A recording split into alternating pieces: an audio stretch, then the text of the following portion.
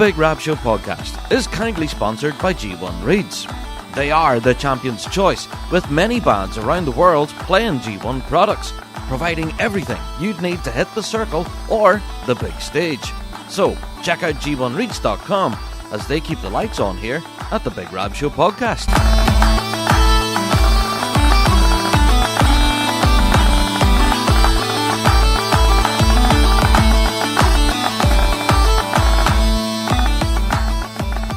Hello there, everyone, and welcome to another Big Rab Show podcast. I have not clicked on this button yet, and it is doing my head in. So I'm going to try and get through our introductions and get into the news and updates as quickly as possible. And if you don't know what I'm talking about, well, you must stick around. I'm just looking at this screen right now, saying, click here. Right, we will get into it, of course. I know this is a bit of a weird introduction, but it's what I'm actually seeing right now. It's taken all my strength not to click on this button, and you'll find out what I'm talking about in the news and updates. But let's get through our introductions, though, good and proper. If this is your first ever Big Rab Show podcast, you are welcome. We are the show for the bagpiping folk. We reflect everything in the bagpiping world, be it Celtic music, folk music, or indeed our bread and butter, which is competitive piping and drumming. Each and every week we're here talking about what we know and love to be the music of the Great Highland Bagpipe and its people. And yeah, with each and every show, we do like to give it a good plug. But yeah, we do have a Patreon. Yes. Like many other pods that you probably listen to, they all have Patreon pages. So if you do want to help support the show, you can go over there to our show notes right now. There's a link there. Check out the Big Rab Show on Patreon and click on support and you get your mitts on loads of extras. Yeah, including, well, just last week, actually, the latest episode of our Fly on the Wall documentary series for the month of June just dropped. So if you want to go and check that out, yeah, that's exclusive to Patreon members. Plus our weekly Fuse FM Ballymoney radio show. Last night was all sorts of good fun. We talked all about the All-Irelands, of course, and the future for the piping world. That's all up there now on our Patreon page. So, yeah, shout out to our Patreon faithful. You guys are awesome. Oh, what a swell night we're having. The Patreon faithful are awesome. Yes, yous are.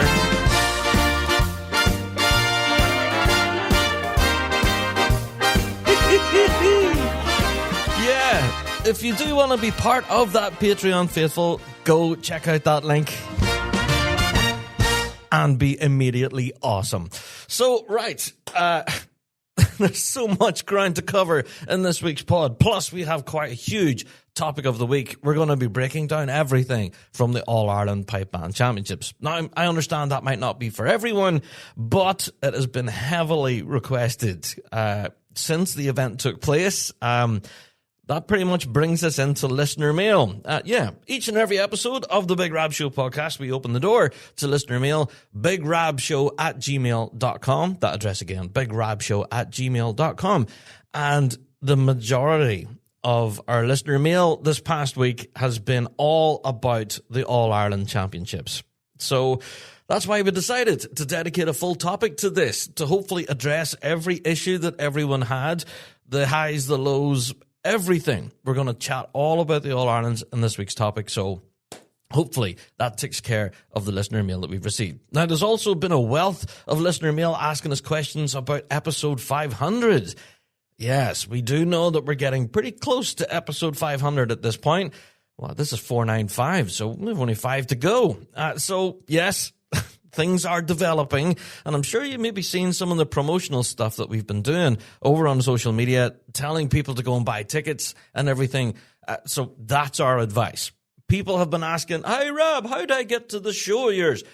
Go to pipinglive.co.uk and make sure that you buy a festival pass for the Thursday. Our event is happening at the National Piping Centre on the main stage on Thursday afternoon, 2 p.m., so you do have to get a ticket to get through the gate. Now, a lot of people have asked, can you actually pay on the gate? That's a good question. I'm not sure. I do remember from previous, like from last year, they stopped people at the gate from entering because they had reached capacity. So there was a health and safety thing.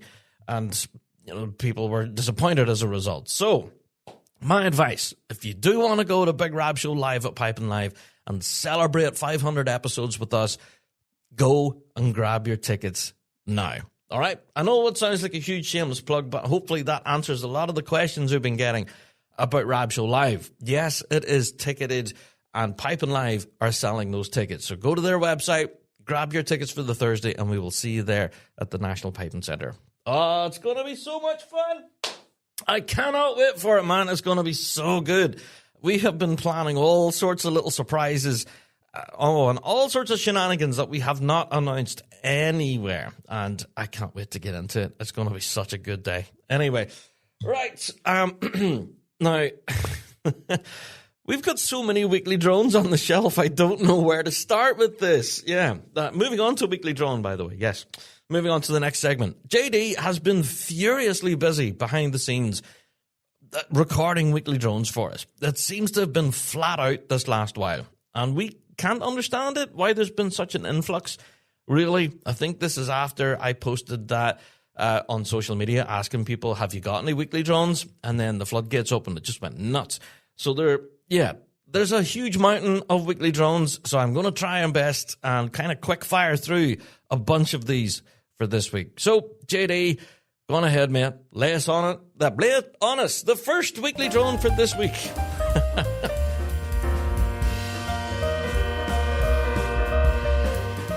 The weekly drone. Grade 2. Grade 2 quality seems generally low this year, with only Annan and Buchan showing promising performances to push up to Grade 1.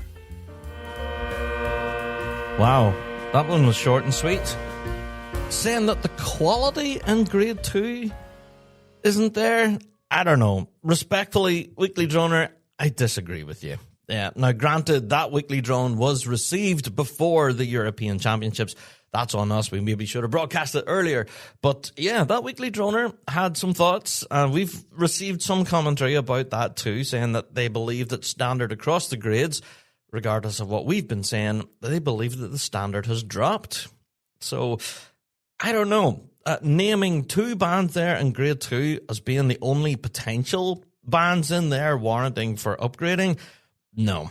Respectfully, I completely disagree. I think the quality in grade 2 is off the charts and always is. But this year in particular, there's been some really stellar performances. And especially this past weekend at the All-Irelands. Oh, my word. Anyway, so yes, thank you, Weekly Droner, for your thoughts. Do appreciate it. However, I disagree. All right, JD, lay us on another one there, mate. Hopefully a little bit more positive than that one. Go on ahead.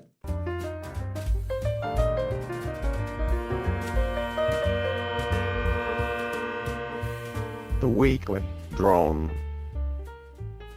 Selective judging. I know this is going to sound like sour grapes, but it has to be said regardless. We are a band that has, for the past few years, completely cleaned up in most competitions. We were moved up a grade this year, and now we find ourselves consistently bottom of the pile when we know after reviewing the various YouTube videos that we shouldn't be. I would love judges to sit down and review these and give their justification for the placements, as I don't feel they could. Perhaps this is tinfoil hat thinking, but I can't help but feel like we don't have a chance to win our grade until a current, selective few bands in it get promoted to the grade above. After all, if we placed above these bands this year, there would be no justification that the bands could be promoted, which, in all honesty, should have happened to some of them last year. I think there's a strong case for the critique sheets for each performance to be published publicly, as our sheets read as though we should be placed higher than we are. We find our sheets every week have no real criticism, and yet we come close to last. I don't feel judges are impartial whatsoever. They are being paid to perform the role. Is there anything in place to review the judge's performance? Ouch. Weekly Droner. Dang, you didn't pull your punches.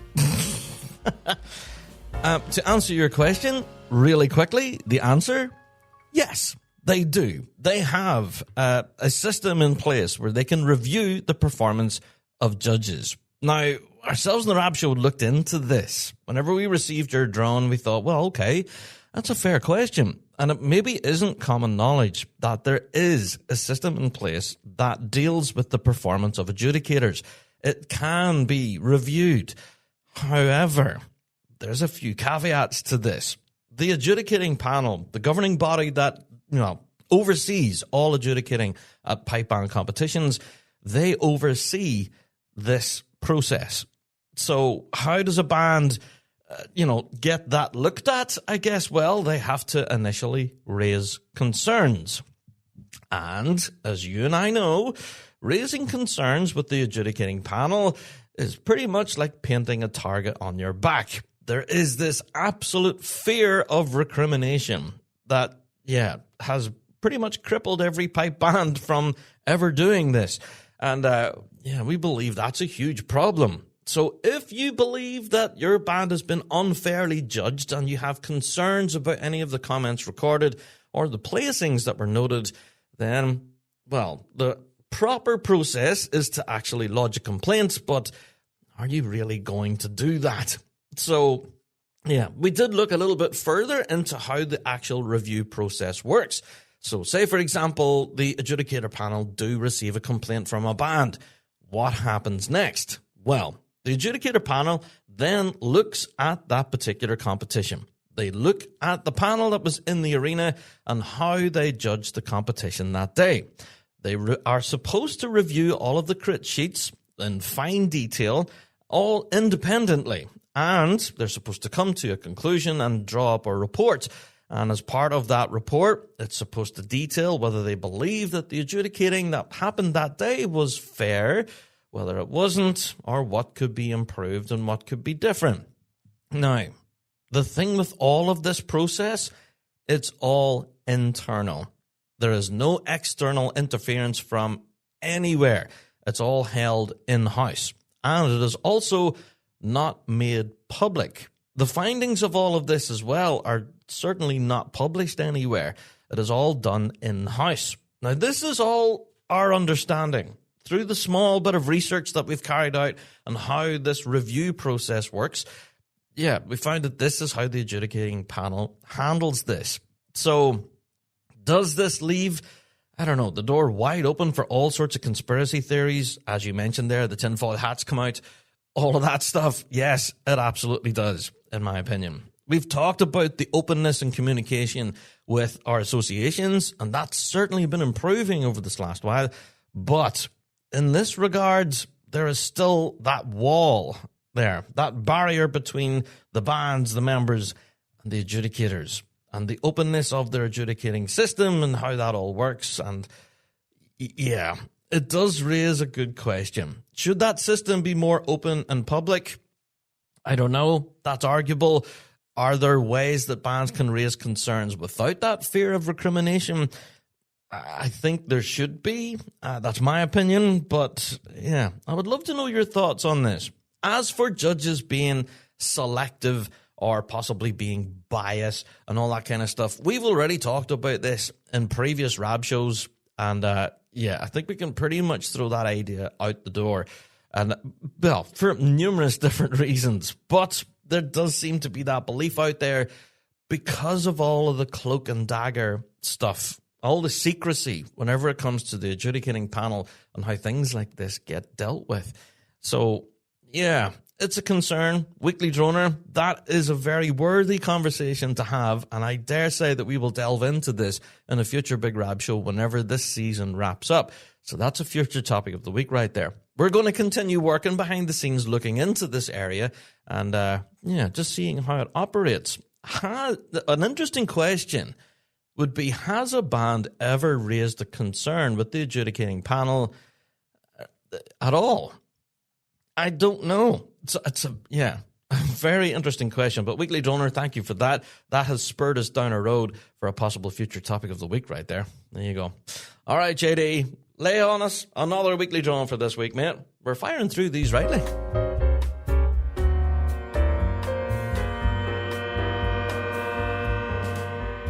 The weekly drone.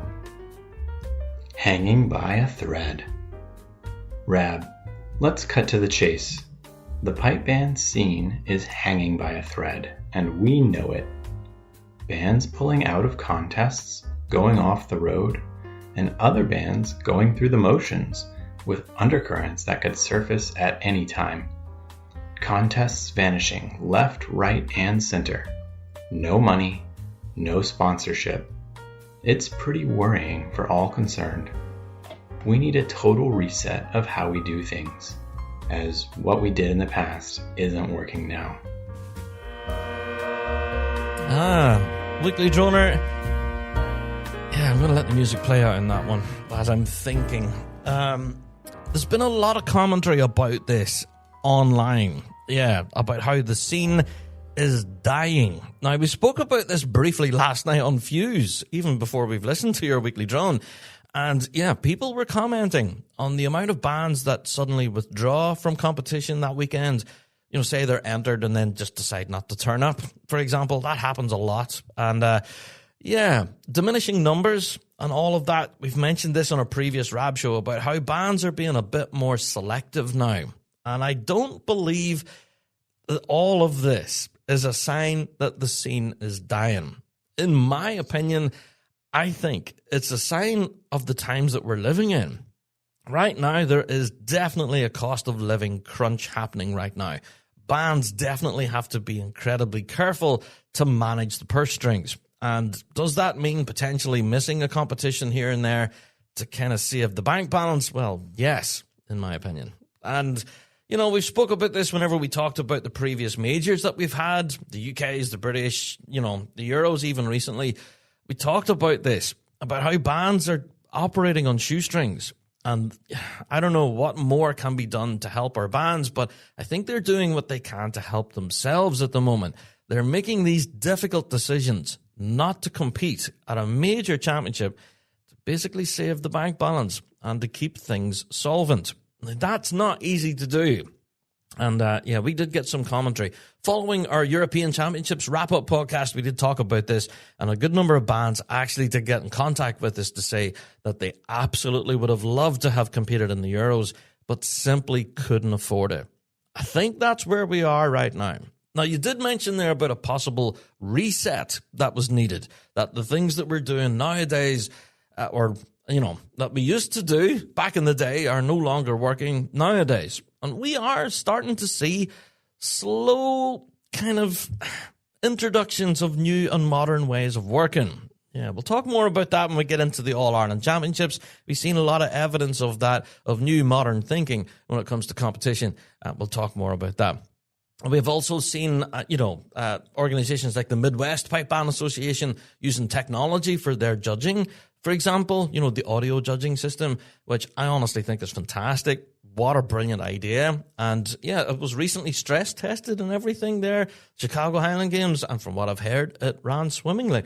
So there is signs out there of things being tried and attempted, but it's slow.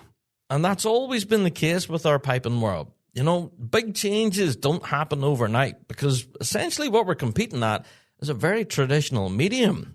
Yeah, and whenever you try to step away from some of the previous traditions, well, that's a difficult adjustment to make for some folks. So, slow turn the ship, I reckon. But yes, Weekly Droner, do I think the piping world is absolutely hanging by a thread? No, absolutely not. If anything, I think it's in a very vibrant place right now. It's just, yeah, we're not seeing evidence of it on the grass with, brogues on the grass in the circle. Well, as soon as I click on this button, will we see a difference? I'm hoping that's the case. We'll get into it. News and updates. I haven't clicked it yet. But yeah, I'm hoping that that's the case. That it is just simply the times we're living in. And brighter days are ahead. But then again, I am optimist for sure. All right, JD, I think we'll have time for one more, mate. Go on ahead. Lay us on us. And make this one a positive one. Come on.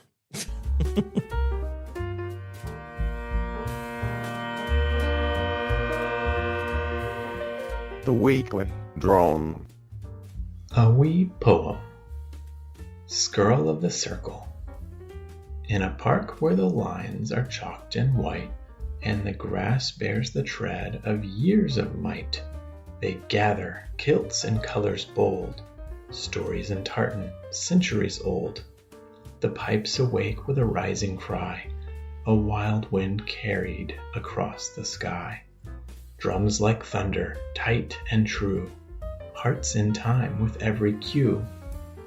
Cule Moor whispers ancient and deep, from hills where ghosts of pipers sleep.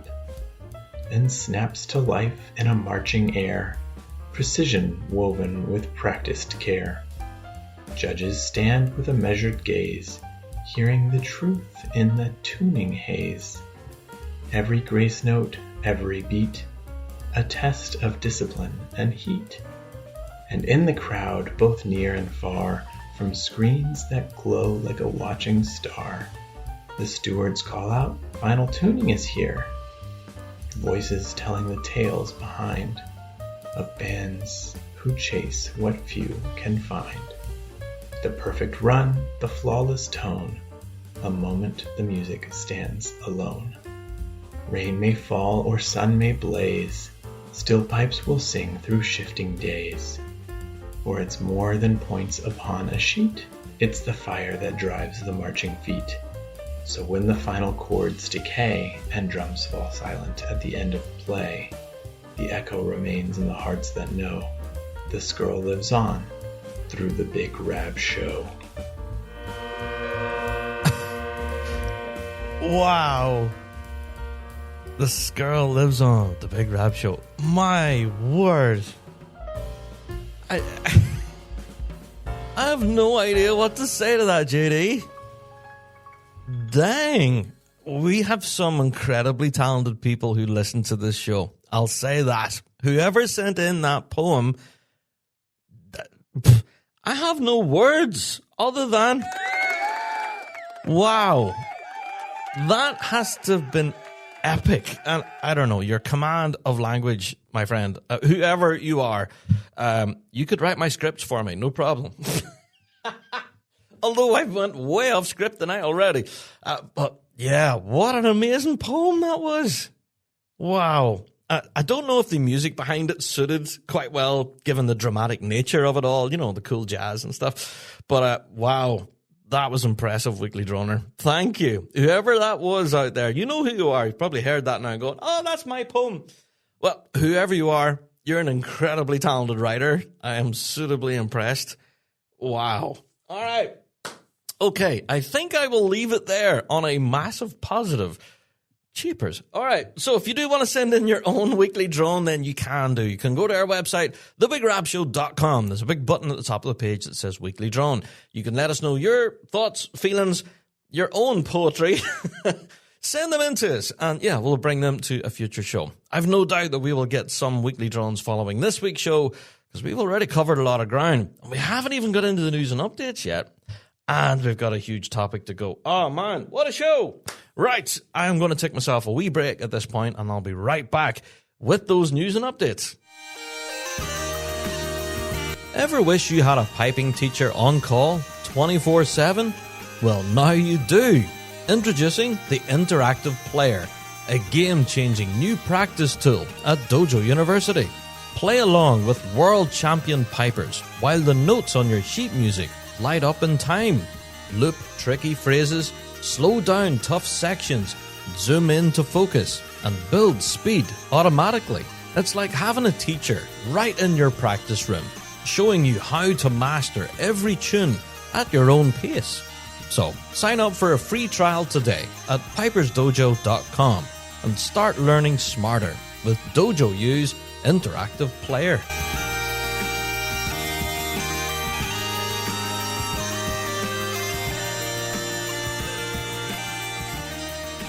Okay, let's get into the news and updates. Now, folks, there has been so much happening this past week. I know I say this with each and every Rab show, but yeah, genuinely, there's been so much happening. I'm going to do my best to kind of have a broad brush, but obviously one of the main focuses of this week's show will be the World Pipe Band Championships draw that was just published today.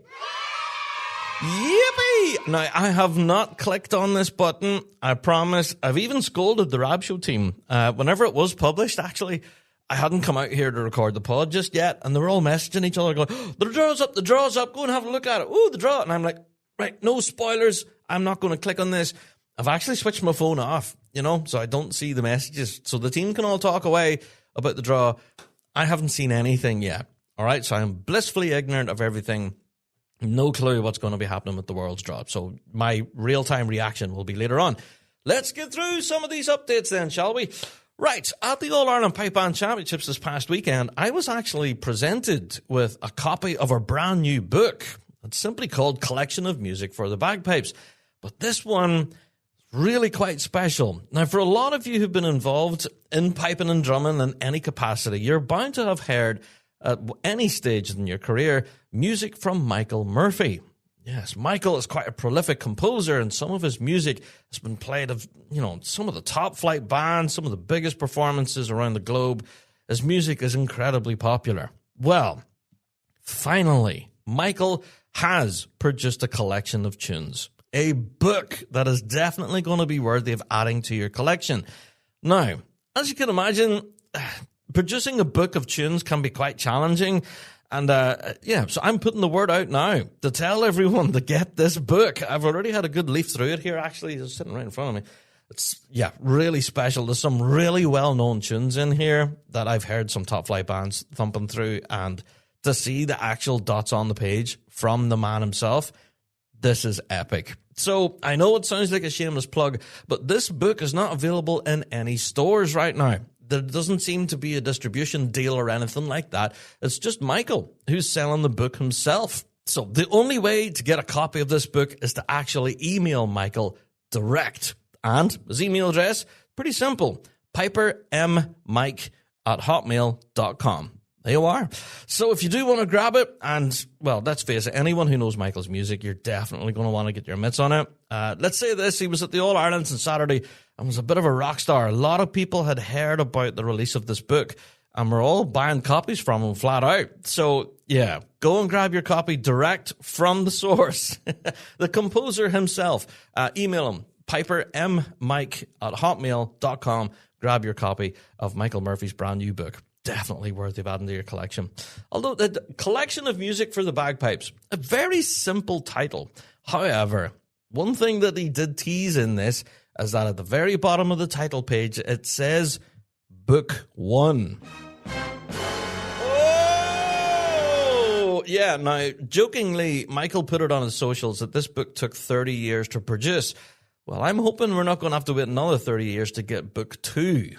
Whoa. Yeah, there's that little teaser in there. This is Book 1. That tells you that potentially there could be others in the works here. Anyway, so I'm just going to throw it out there. Huge major plug at the start of the news and updates. Shout out to Michael Murphy. This is such a great collection. And if you do want to get it, you have to contact the man himself. There you are. All right. Well, a story that we talked about there not too long ago in the podcast. We were talking about an attempt at a world record for the largest all-female pipe band was being attempted at the Melbourne Tartan Day celebrations. We told you that we would keep across all of this. Well, July 4th in Melbourne City Square, they done it.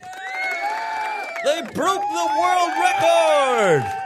Yes, they managed to achieve it. So, the official numbers was an assembly of 145 pipers and drummers from Australia and New Zealand. And they managed all to gather together and perform one big tune, which was, now in the record books for the largest all-female pipe band ever to perform. Now, isn't that brilliant? Now, if anything, the organizer themselves at the Melbourne Tartan Day, they were hoping to get around about 100 people altogether, and that would be enough. But, they exceeded that and then some. 145. So for full details on all of this, you can go along to pipesdrums.com. They published a full article about this, along with statements from folks at the organizing team behind the scenes and all the rest who made this possible. But, shout out to everyone there at the Melbourne Tartan Day. What a huge achievement, and to everyone involved there. Shout out to all of you. What a fantastic venture. 145 pipers and drummers for the largest all-female band ever formed. So, I don't know. Do you think we can crack that record next year? Do you think we can beat that? I don't know. I would like to see it, though. But yeah, you are. 145. That's quite a number. Let's move on. All right. Another news story then. Well, come on. You knew rightly I was going to talk about Piping Live. We were talking about it at the start of the show there, weren't we? Talking about, well, Big Rab Show Live at Piping Live. There's tons of other events all across. Way too many for me to mention right here on this. But yeah, we will be doing a full Piping Live preview podcast like we do every year. And before we get into the actual news item, I do want to say that if you have any particular highlights for this year's festival that you're really particularly looking forward to, email us in bigrabshow@gmail.com, and we'll do our best to include your particular pick in that episode. All right, let's get into the story then. What am I talking about for Piping Live? Well, it's been something that they've been developing now for a while, and, well, we got the announcement this past week that there will be official live streams from Piping Live. Yeah. So for those of you living internationally that are unable to attend Piping Live in person, well, you can tune in online. There are live streams for various big-ticket events. One notably so would be the R.G. Hardy & Co. Masters Solo Piping Competition. Yes, so all of that will be available on live stream. So you can catch the Pibroch and MSR. Go and check out the details for that. But also available for live stream would be the grand final for Pipe Idol. Now, this is, again, held on the Thursday at 4 p.m. So once you're done with Rab Show Live, well, if you're lucky enough to have had a ticket for Pipe Idol, well, you can just head in through the door and enjoy that. But if you can't get through the door, there's a live stream online to watch it. Now, go and check out all the details for the Piping live stream, okay? Suffice to say, tickets for each one of these streams are £10 each, and I believe that once you've bought your ticket for these live streams, you can re-watch them again and again, all the way up until the 13th of September. What? Now, do you know what I might actually do? Is I might actually buy the live stream tickets. I'm going to be there, obviously. I'm not actually going to make it to the Masters, unfortunately, but I hopefully will be there for Pipe Idol. But yeah, the ability to be able to watch them back again weeks after the event has actually happened, that's brilliant right there. And honestly, 10 quid, that's cheap for any man's price if you can watch it again and again and again. So go and check that out, pipinglive.co.uk, for all of the exciting new information on their live streaming that they're doing at the festival, which is brilliant. I hope this continues to develop for future festivals. This is such a great addition. For everyone who can't make it, yeah, this is an open door for them. Absolutely. So there you go, pipinglive.co.uk. Check out the details for their live stream. All right, people, I have waited. I have waited long enough, and there's so much other news and updates to get to, but I'm going to draw a line under all of it. At this point, I want to talk about the World Pipe Band Championships draw that has just been published. Ooh, yeah, baby. Now, there's so many questions that I have, and I haven't even clicked on the button. Right. So this is legitimately going to be my real reaction, and I am not going to edit this. So if it does sound terrible, this is what I sound in real life whenever I don't edit things. Right. World Pipe Band Championship draw has been published. All right. So the draw for the World Pipe Band and Drum Major Championship has now been published. Friday draw available here. All right. Click on the Friday. There we go. There's an oopie. All right. Let's get into this, man. All right. Where to start? Okay. I'm going to start Novice Juvenile B. Obviously, it's the first page that I'm looking at here. There's 2 heats for Novice Juvenile B on the Friday. That's brilliant. All right, so we have 2 heats, 9 bands in the first one, and yeah, further 9 in the second. There you go. 18 bands in total for Novice B. No, wait a minute. Oh, Big Rab didn't scroll. Right, we have 3 heats for Novice B. Okay, this is getting a bit silly. Oh, man. Let's go through it. Right, we have Preston Lodge, Kintyre Schools, St. Columba's School, Kilmacombe, High School of Dundee, People's Ford, Boghall and Bathgate. We have St. Thomas Episcopal Schools. Yes. We have a band whose name that I can't pronounce. Cumlan Piba. Yeah, sorry. That's stuff that Rab got wrong. Sorry, my Scots Gaelic is terrible. I probably should have been able to pronounce that, but yep, there you are. We have Oban High School and Stirling and District Schools Junior, and that's your first heat there for Novice B. Excellent. Moving on to the next grouping then. We have Burnt Island and District, Hutchison's Grammar School, Renfrewshire Schools Development Band, Dollar Academy, Falkirk Schools, Tynecastle Youth Community Band, Scots College number 2 from Australia. Oh, what? Yes. Okay. Moving on, we have Balerno and District Schools, and we have West Lothian Schools. Wow. Okay, and that's your second grouping there for Novice B. Moving on into the third grouping then, we have Dunoon Grammar School, Gordon's School, we have the 47th Coulter Boys Brigade, Edinburgh Academy, Rossain District, Glasgow Schools, Bucksburn District, North Lanarkshire Schools, the Glasgow Academy, and the Isle of Arran Music School. Whew. Wow. Okay. So we have 3 heats for Novice B on the Friday. Wow. Talk about starting out strong. Now, what was it we were saying there at Weekly Drone? That things are hanging by a thread and that band numbers are down? Come on. That's Novice Juvenile B, and there's 28 bands in there. Oh, this bodes well. This bodes well. What a positive start. All right. Let's move on to Novice A then. We've 11 bands in here. Oh, okay. So we have a straight final in here. Okay. Right. Let's get into it. We have Falkirk Schools, High School of Dundee, Oban High School, St. Columba's School, Kilmacombe, Dollar Academy, yes, North Lanarkshire Schools, Renfrewshire Schools, Lochgilly High School Junior, Preston Lodge High School. Go on the PL. We have George Heriot School and George Watson's College, and that's your 11 bands. So a straight final for a Novice A. But again, 11 bands, that's quite impressive. All right, I'm really happy with this. See, Novice A and Novice B, 28 bands in B and then 11 in A. That's fantastic. What a great draw. Brilliant. All right, I'm going to scroll on down for the Friday, looking at Juvenile 7. Okay. All right, we have George Heriot Schools, Lochgilly High School, George Watson's College, West Lothian Schools, Dollar Academy. Oh, St. Andrews College from New Zealand. Yes. Okay. We have Preston Lodge High School. Yeah. So we have our usual 6 that we're used to kind of seeing here in the UK, and then we have St. Andrews College in the mix there.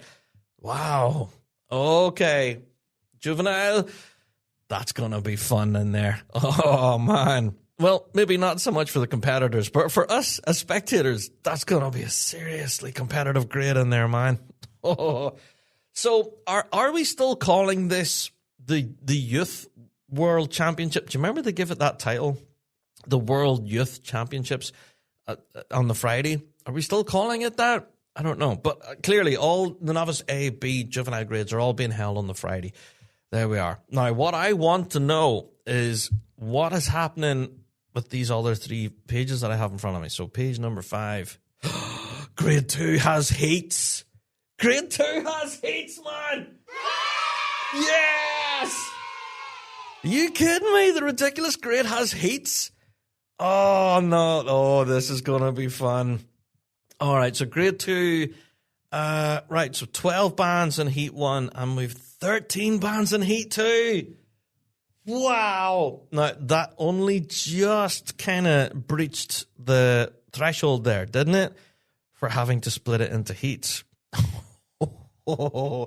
So we're basically talking about a Friday qualifier. Am I right in saying that? Now, see, this is what happens whenever I click on stuff on real time and then I get stuff that Rab got wrong. Yeah, but I believe that's the case here. I think that grade 2 bands now need to step up on the Friday and play an MSR qualifier. Yeah, and if they qualify, then they go through to the Saturday final, and then they play their MSR medley selection in the final. Now, is that stuff that Rab got wrong? I don't know. I guess I'll find out whenever I look at the Saturday draw. But, all right, the ridiculous grade has heats. I don't know, but Weekly Droner earlier on, I think that's flies in the face of everything you just said there earlier. Things are looking really healthy here in the ridiculous grade. Let's go through it then, shall we? Who have we got? All right, heat number 1 in grade 2. We have Denny and Dunny Pace kicking things off at 10 o'clock in the morning. There you go, an early draw. Then we have Texo, Deeside, Caledonia. Yes, then we have Bucksburn District. The Royal Borough of Annan are in there. Then we have Tullylagan. Yes, Celtic, Nelson from New Zealand. Whoa! Okay, Celtic are coming over. Brilliant. All right, we have City of Edinburgh. Yes, and we have Pipe Band Club from Straya. Pipe Band Club from Straya. Oh, my God. All right. Oh, calm down, Rab. Take a breath. Moving on, we have the Ulster Scottish. Yes, from US. Brilliant. Manor Cunningham, All-Ireland champions. Brilliant to see them in there. And we have St. Joseph's and the City of Dunedin. Man, talk about an international field in there. Wow. That's a tough group right there. Dang. Okay. Now, I'm not exactly clear how many goes through from each group. I'm guessing it's the top 6 from each group would make an eventual final of 12. I don't know. Again, is that... Probably. But, man, that's exciting. Now, I had no idea that the Celtic band were coming from New Zealand. That's brilliant. And the Pipe Band Club as well. I had no clue that they were heading across, so that's fantastic. I had heard the rumours about the Ulster Scottish, and yeah, I was chatting to some of the folks out at Dunedin at the weekend there, saying that they were going to the big game, so man, that's exciting. So that's 10 o'clock in the morning on the Friday, and about 20 to 12, yeah, in the afternoon. That's your heat one. Oh, right. Oh, no, I just noticed... They're running both heats at the same time. Oh, no. So that means I'm going to have to pick and choose which arena to stand at. That sucks. Because I wanted to watch it all. But see, that's the problem with the Worlds. There's so much happening all at the same time. You really kind of have to like run around like an idiot trying to find everything. And then what happens, you end up finding nothing. Anyway, so that's Group 1. That looks insanely competitive. Good luck to everyone there, all 12 of you. Yikes. Let's get into heat number 2 then. Kicking things off, North Stratton. Yes, go on the North Stratton. Now, the reason I'm giving them a yay is, of course, they're playing at Rab Show Live at Piping Live. Woohoo! So they're going to be with us at the Piping Centre the day before. And then here they are now on the Friday, the following day, duking it out in a qualifying group. Yeah. Go on the North Stratton. Okay. Then we have Bagged Cap Caval. Oh, yes. Love a bit of Cap Caval. And brilliant to see them back again. Oh, smashing. Then we have the LA Scots. Excellent. Then we have Cascadia Pipe Band as well. Ooh. Now, we filmed some of their performances this year. They're sounding good, man. Oh, this is going to be fun. All right, then we have Oban. Yes. Colburn, Iowa. Then we have the MacCals, the Mackenzie Caledonian. Yes. We have Grampian Police in the mix there. Then we have Uddingston. Yes. Johnstone are in there. Then we have the Macmillan Pipe Band from the US. What? I'm giving you guys a yay. Yeah, but because we filmed performances from the Macmillan Band, of course, earlier in the season. And again, oh man, this is going to be fun. Then we have Peel Regional Police. Again, they've been thumping a good tune. And then finishing that group off in heat number 2 is Buck and Peterson. Now, again, what a ridiculous group in there. How are we going to do our prediction podcast on this mess? Now, do I think there is a group of death in here? You know the way that normally happens? When you get one group that is just filled with really strong bands and you've just no idea where that group's going to go. And then the other group you might think is a little easier. Is there that? Is there a group of death? No, I think they're both groups of death in this case. Wow. Some big names in both heats there. I think no matter which group your band is drawn in, good luck. Yikes. I wouldn't even know where to begin to start with predictions for that. Oh, my word. But this is such positive news, honestly. 25 bands in Grade 2. Now, that's a major championship right there. Smashing. All right, let's get into the next page. All right, we're into Grade 1. Ooh, 13 in here in Grade 1. All righty. Oh, okay, right. I'm seeing who the extra names are. All right, we have kicking things off the MSR, 9 o'clock in the morning on the Friday. We have Scottish Power, followed by People's Ford, Boghall and Bathgate, Caledonia. We have Ravara, Police Scotland, Fife. St. Thomas alumni are in the mix. Great to see them. Then we have the Simon Fraser University are in there. There you go. Then we have Shots, yes, Field Marshal, Police Scotland and Federation. Then we have Hawthorne. Go on, the Hawthorne. Looking forward to seeing you guys. Brilliant. Then we have Inverarian District, 78th Fraser Highlanders. Yes, and then St. Lawrence O'Toole wrapping things up. Wow. Okay. So, again, I'm excited to see the bands that I haven't seen yet. Now, and that's not to discount everyone else that I have been seeing for most of the season, but obviously excited to see St. Thomas alumni from the US. Simon Fraser, obviously, are always a highlight. Hawthorne from Australia. Go on, the Hawthorne. Looking forward to them. And, of course, the 70th Fraser Highlanders, who will be just hot off the heels of their pre-Worlds concert that week. Yeah, True North Strong. So I'm looking forward to seeing the 78 there, too. Do you know what? Grade 1 at the Worlds, we're going to talk about it a lot more in due course, I feel. But I think the takeaway story here from the Friday is the Grade 2. The Grade 2 draw is just immense. Oh, that's so exciting. Right. So I'm going to go back to the first page. The Saturday draw is available here. Click here. 15 pages of this. All right. Let's look at Grade 4B. All right. So we have heats for 4B. And, all right, the first heat in Grade 4B, 21 bands. Wow. I tell you what, the Wild West is looking pretty wild right now, isn't it? Dang. 21 bands. And that's just the first group. Right. How many groups have we got? I'm not scrolling ahead. All right, let's look. Grade 4B, Heat 1. We have Breedy Ulster Scots. First thing in the morning on Saturday. Yes, that's an early start. 9 a.m. in the morning for Breedy Ulster Scots, kicking things off. Then we have Kilbarkin. Yes.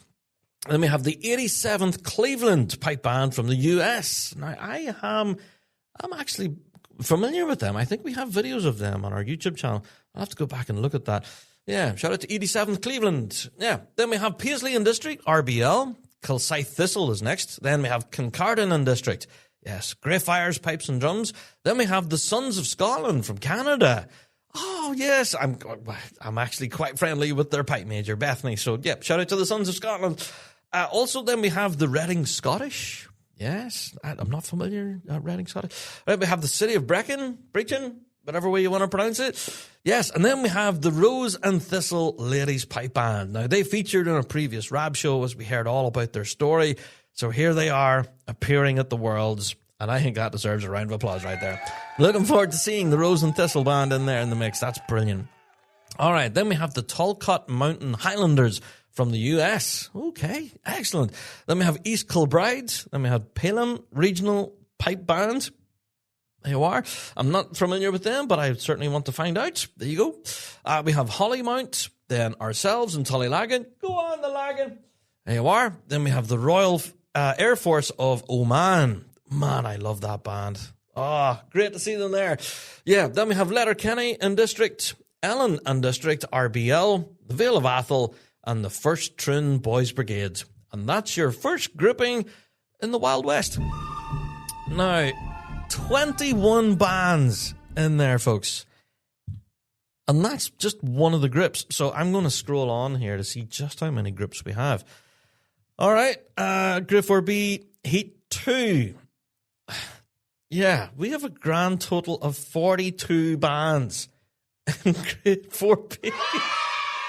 Wow, 42 bands in the Wild West. That's insane. All right, enough of the sound effects. Let's go through the draw. We're kicking things off in heat number 2 at 9 a.m. in the morning. We have Knoxville Pipes and Drums, followed by Donaghadore Pipes and Drums.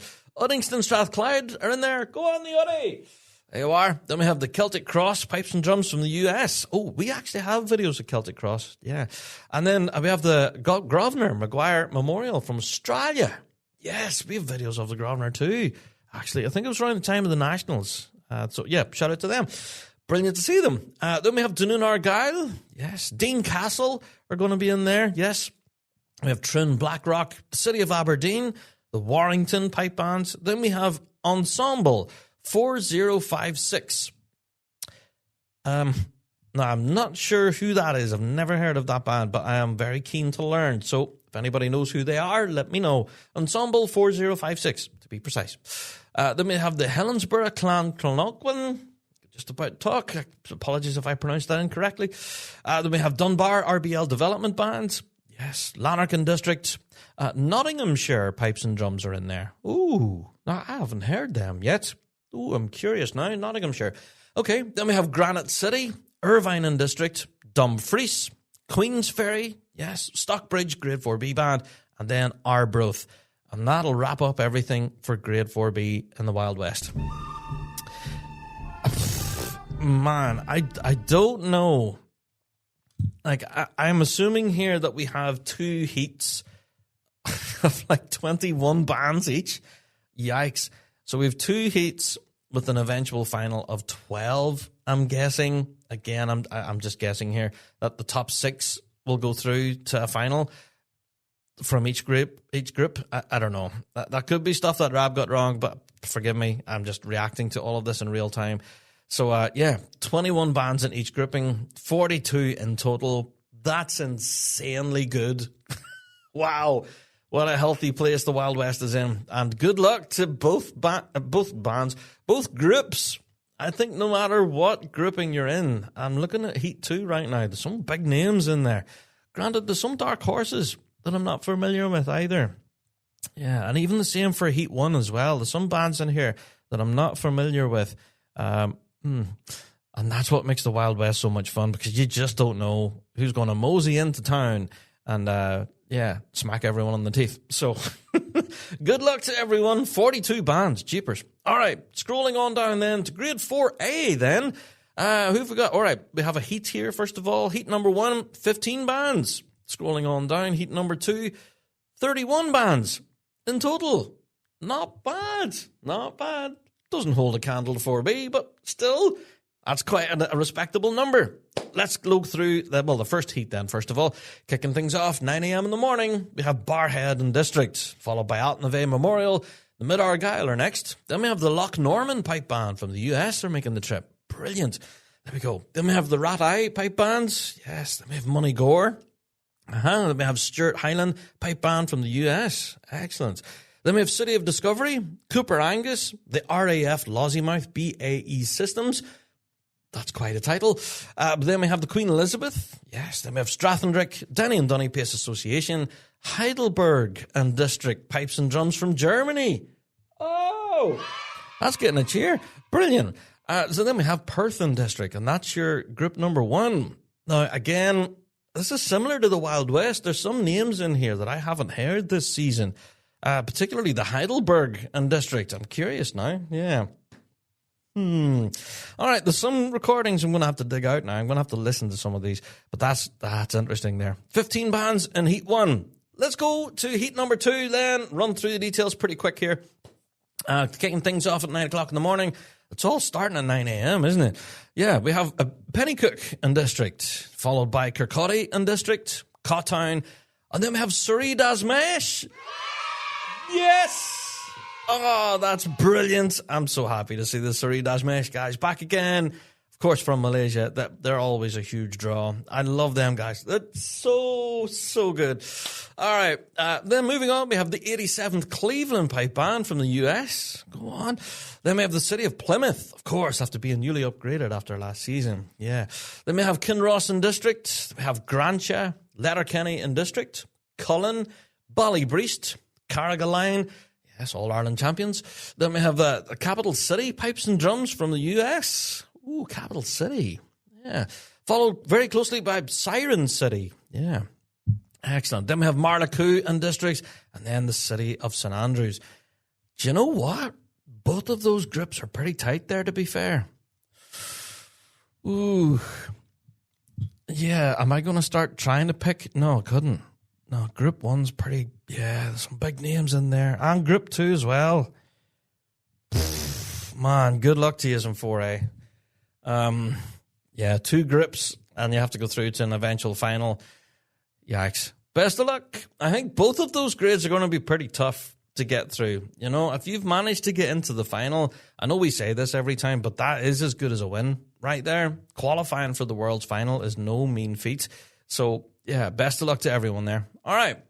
Scrolling on down, grade 3B. Oh, we've got heats. We've got heats for 3B. Oh, this is good news. Yeah, because, well, come on. We've talked about 3B being kind of one of the lesser grades, numbers-wise, in previous contests. So this is brilliant to see such big numbers here. So heat number 1 has 15 bands. And, yeah, keeping it up. Heat number 2, 14 bands. All right. Okay. I see what you're doing, grade 3B. Nice. Let's get into it. Kicking things off again, 9 a.m. in the morning. We have Binbrook Lightnings. Yes, then followed by Fraserburgh RBL.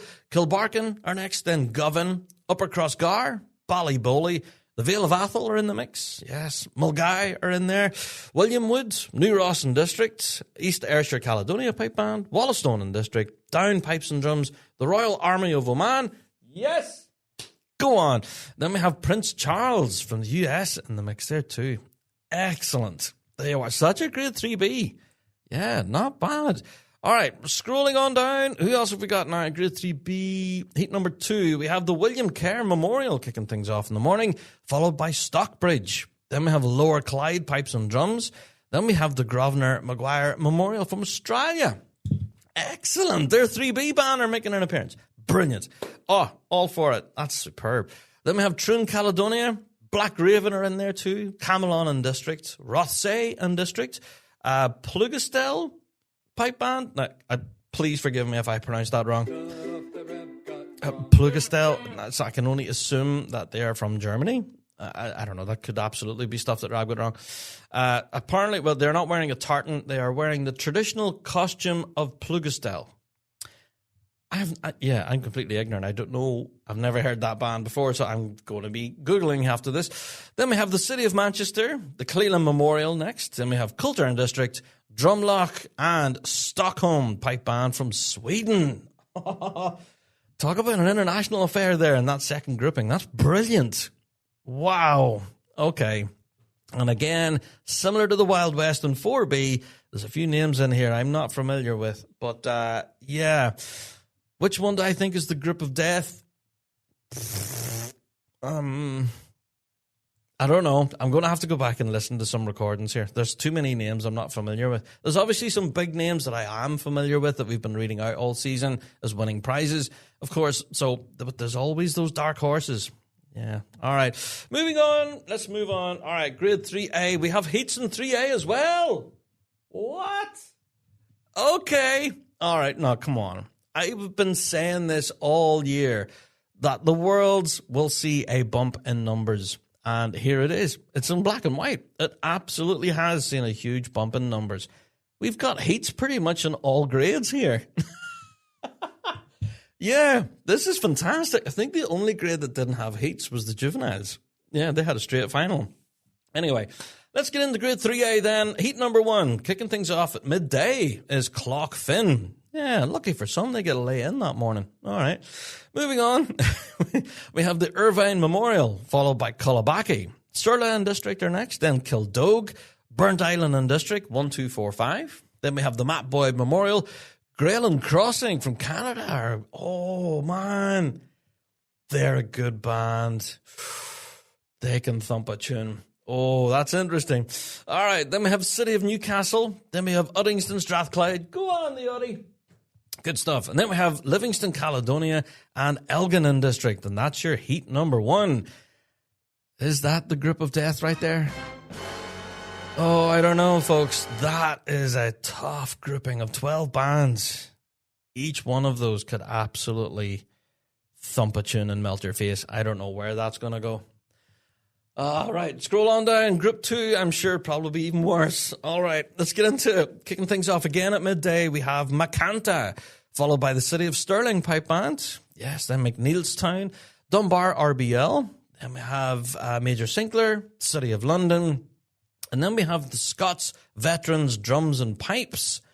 Yes, there we go. Then we have the City of Discovery. Methuen District are next. Pitlochry and Blair Athol. Yes. The Scottish Borders, Arbroath are there. And then we have the City of Inverness. There you go. So that Grade 3A grouping, where do I see that shaking down to? I don't know. Man. Right. Yeah. Is there a particular group of death again? I know people going to say that I'm on the fence here. This is my genuine reaction. I don't know. There's so many good. Right. Come on. Group 1 is intense for 3A, and so was Group 2. Yeah, there's too many big names in both groupings here. Which, oh man, how is that going to shake down? I don't know. Well, their final for Grade 3A starts at 3:30 in the afternoon, so that's going to be quite a long day. I know I said that, they have a lay-in in the morning, but perhaps they deserve it with having to play so late on in the afternoon for their finals. So there you go. Good luck. All right, moving on to the next page. Here it is in black and white, actually. Right, Grade 2 medley commences at 10, and the 2 MSR commences at 2 p.m. So this is your Grade 2 final. Right. So I was right in saying so. So the Friday does act as a bit of a qualifier then, where they play an MSR. Now, whether it's draw on the line or not, I don't know. Or whether you can pre-select which set you're going to play, not sure either. But yeah, well, as we all know, Grade 2 have to learn 2 MSRs in a medley. So they're going to play every set this weekend, basically. So they hope that the strength of their their MSR on the Friday is enough to pull them through to the Saturday for the qualifying. So that's going to be interesting. So it starts in the morning with the medley competition at 10 a.m. and then the MSRs in the afternoon. All right. Okay. Well, if you do manage to get through to that final, Grade 2 guys, yeah, that you deserve a pint in the beer tent. But maybe go easy on the old beers until after everything, because if you do get through them, you have to play again. Well, in fact, you have to play twice the following day. Yikes. All right, let's get on to Grade 1 then. And yeah, I believe the playing order has been shuffled around now for the Saturday. Kicking things off, we have the Simon Fraser. Yes, opening the day, I guess, at 11:25. Then we have the 78th Fraser Highlanders. Then we have St. Thomas Alumni. And we have Scottish Power, Police Scotland and Federation, Shots and Dykehead Caledonia, Ravara, St. Lawrence O'Toole. Then we have Hawthorne, Police Scotland Fife, People's Ford, Boghall and Bathgate Caledonia, Inverarian District, and then wrapping up the day for their MSR and medley is Field Marshal Montgomery. There you go. And that's your Grade 1 right there. Right, I do have some thoughts on the bands. All right, but before we go any further, let's talk drum major, shall we? Now, I'm not going to read through the full hashtag list of everyone here that's entered. Let's just get a look at the numbers, shall we? Well, kicking things off with our junior drum majors, we have 5 heats of juniors. Wow. 5 heats of juniors. Moving on to juvenile, we have 3 heats. Come on. That's insane. All right, that's brilliant. Moving on to our adult drum majors, I'm expecting this to be a bit... Oh, it is. Oh, wow, there's 2 pages of it. There's 9 heats? What? Are you kidding me? There's 9 heats? There is 9 heats of drum majors. Wow. What's going on with the drum majors, man? Oh, wow. Okay, I think that's the most I've seen for adult drum majors. 9 heats in total. Dang. All right. Okay, let's get into my thoughts. I'm just collecting myself now. Honestly, seeing the numbers jump so drastically in comparison to all of our previous majors that we've just had this season. Just look at the draw for the Worlds. Look how many bands have looked to Glasgow, and that was their target for the season. Especially whenever we get into the conversation around affordability, when bands have to be selective with which contest they want to compete for.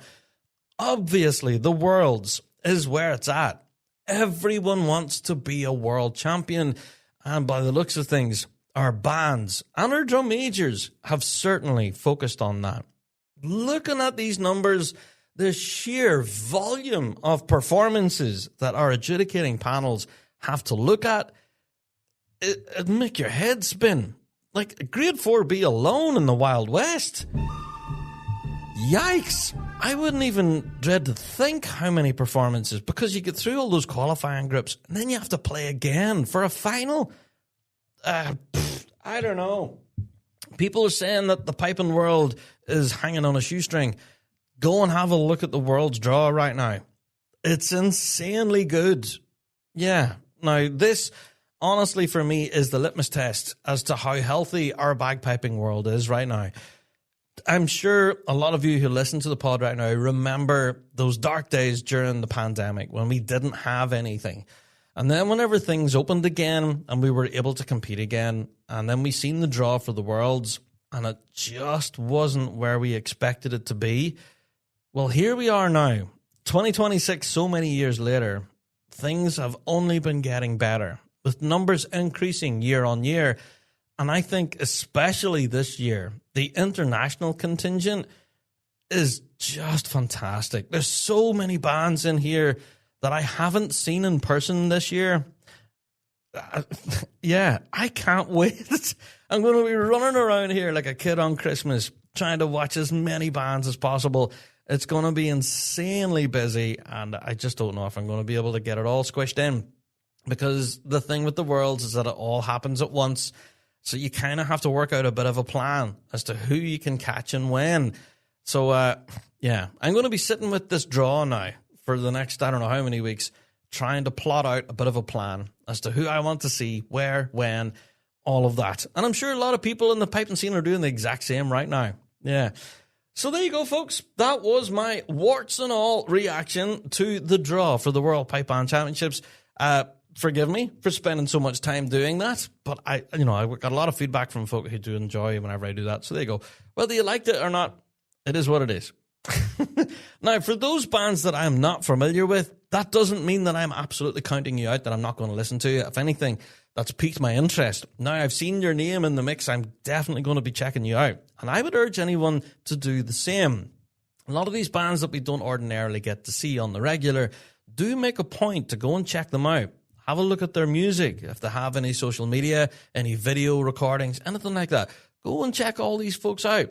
Yeah. Do you know what a band that I'm really keen to see is that Plugastel. I could be completely pronouncing that wrong.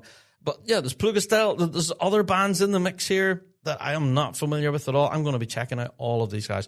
So that's going to be an incredibly competitive and a very interesting World Pipe Band Championships with bands from all around the globe duking it out for that all-important title.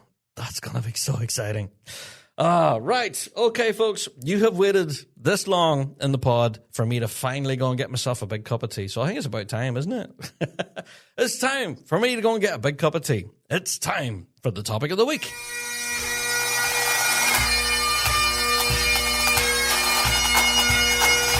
Kingdom Thistle Pipe Band Supplies for all your pipe band and marching band needs. Supplying everything from uniforms and instruments to custom designed bass drum heads. They offer it all. Not forgetting their exclusive Kingdom Ghillie Brogues and George Boots, crafted by bands for bands. Kingdom Thistle provides expert product advice and an industry-leading drum refurbishment service to keep your equipment in top-class condition.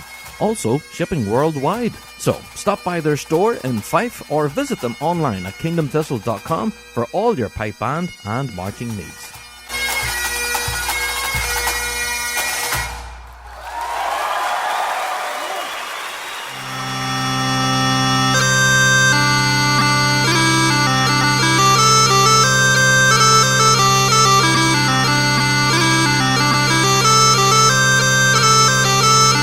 Marchify, the brand new home of Flam 5 drumming. Check out their brand new Strike bagpipe case, inspired by their colourful, popular and reliable Flam 5 drum cases. The Strike bagpipe case combines durability, style and practicality, protecting every movement. Shop now at marchify.co.uk with worldwide shipping available. Marchify, every movement protected.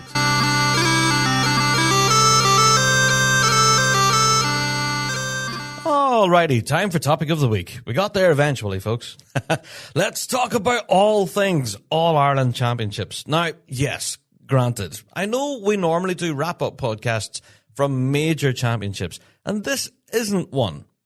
technically.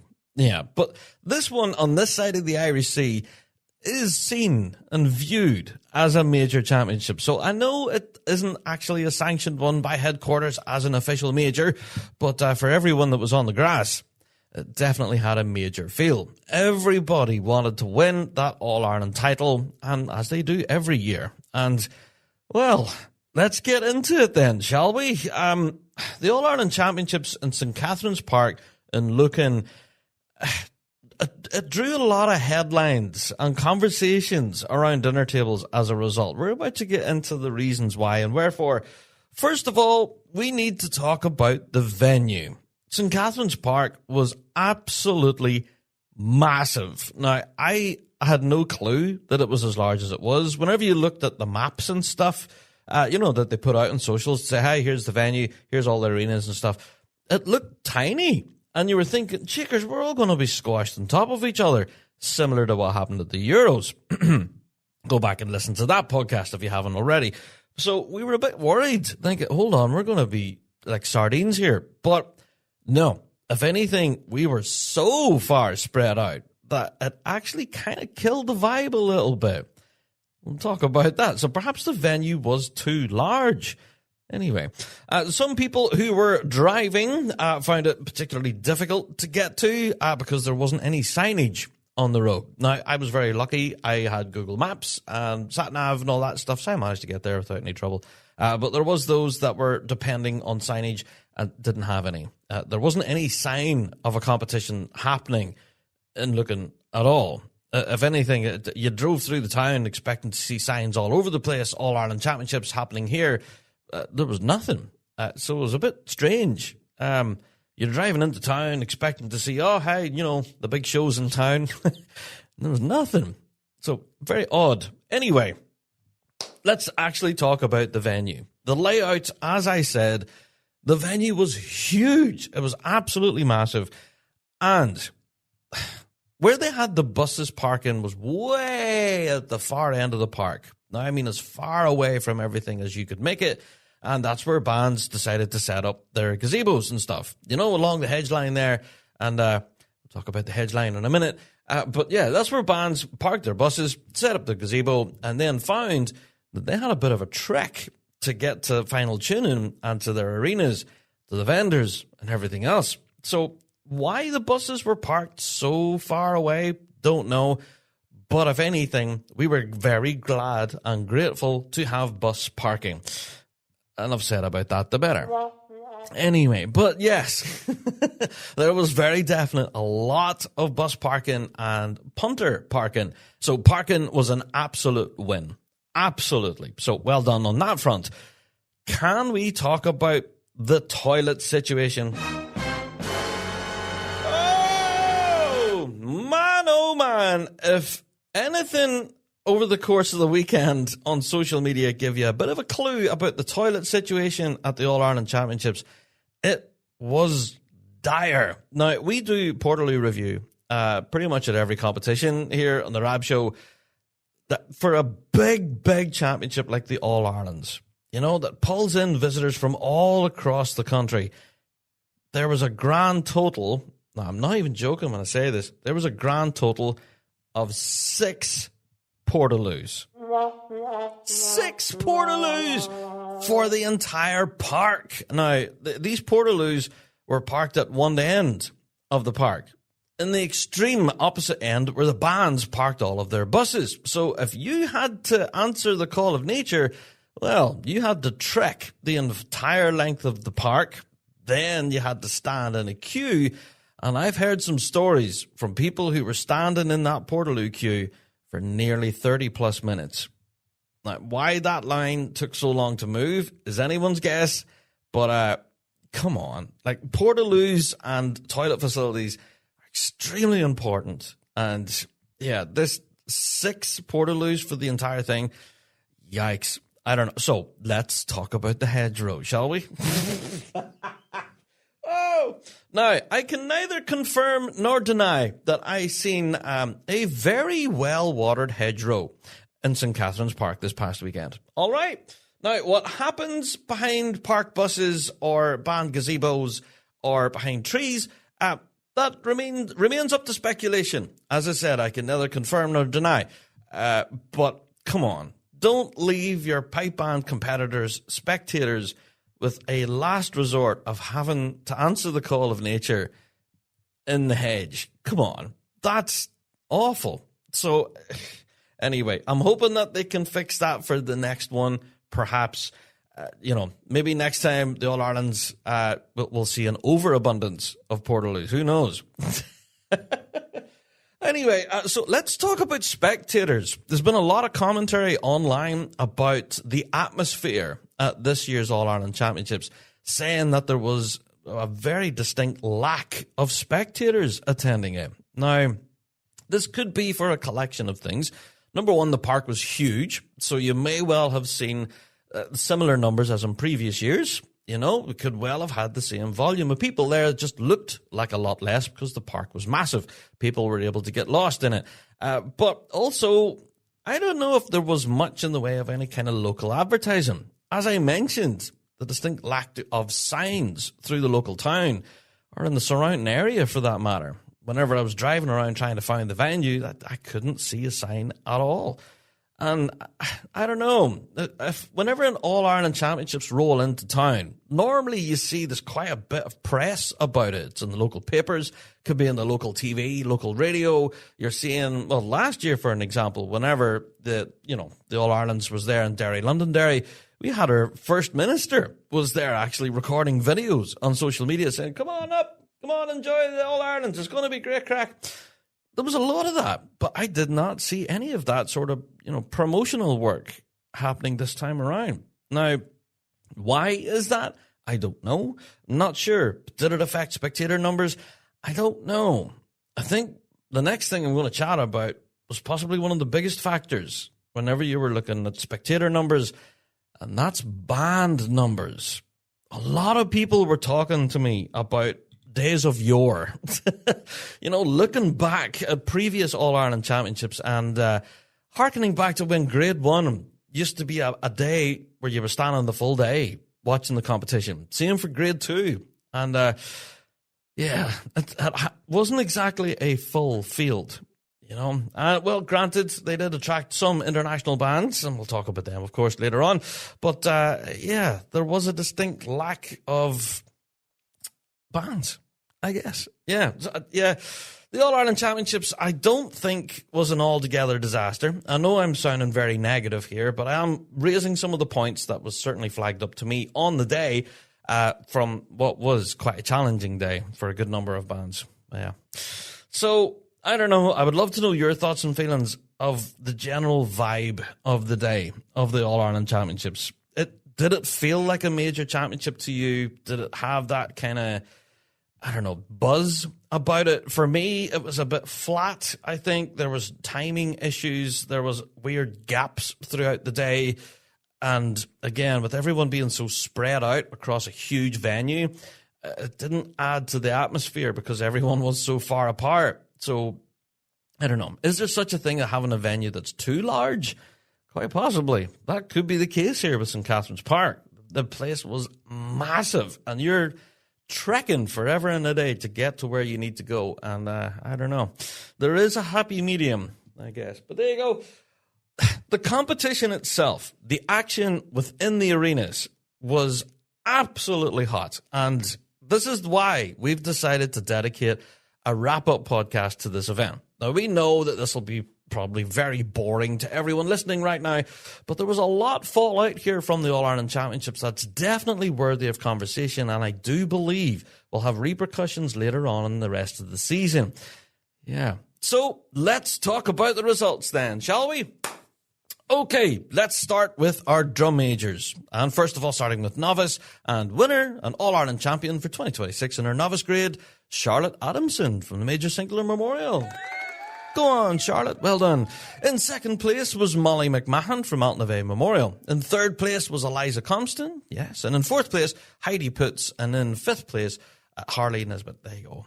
So that was your novice drum majors. Oh, but before I get any further, the finale, as they call it, the mass bands and everything, march past and the prize announcements, need to briefly talk about that. Everyone marched on in one big mass band. and that seemed to work very well. Seems to be the rule of thumb now for competitions here. That's how they do it. You know, the standing for an hour and a half, listening to 6/8 as bands march in, I don't know. It seems to be a thing of the past. Bands don't seem to favour that anymore. They prefer the mass band option where everyone plays the battles over and that's it. You're in. And let's get the speeches done. Let's go home. So that seems to be the preferred option right now. Love to know your thoughts on that. We have talked about march pasts and stuff ad nauseum, but have we cracked it? Have we cracked it? Also, we need to talk about the prize announcements. Whenever we live streamed the announcements online, so many complaints about the sound and everything that people couldn't hear. Now, I honestly believe it wasn't the sound equipment. The equipment that they had in the arena could be heard all across the park. Unfortunately, it seemed to be whoever it was that was on the microphone was holding the mic at quite a considerable distance away from his mouth. And you couldn't really hear what he was saying. And he read out the results incredibly quickly. I'll say that. So let's go back over our novice drum majors, and I will read them out in the style of our announcer. Okay. Novice drum majors, All-Ireland champion for 2026, Charlotte Adamson. Second, Molly McMahon. Third, Eliza Compston. Fourth, Heidi Putz. I'm not joking. That's how he read them out. It was like he was reading a shopping list. Crazy. So, yeah, for me, honestly, you need to give the person time to acknowledge, oh my God, I've just won a prize. Wow. Let them cheer for a bit. Let their family go, yeah, woo. Or their band, give them a cheer and a clap and all the rest. But not this guy. Nope. Yeah. Wow. If you don't believe me, go back and have a listen to it. It's really quite interesting how he decided to read out the results. And we'll get into further details on the announcements later.